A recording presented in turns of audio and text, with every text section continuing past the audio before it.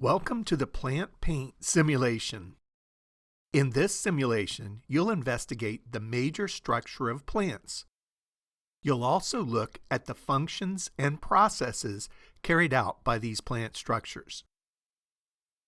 This simulation has 3 different levels of difficulty, from level 1, which is the easiest, to level 3, the most difficult. First, choose a level and then either the practice or test mode. The practice mode provides you with feedback to your work, while the test mode offers no such feedback. Choose the Begin button on the bottom of the screen. Next, select which type of plant you wish to investigate, a typical monocot or dicot plant. Once you complete that selection, observe the plant structures and names on the screen.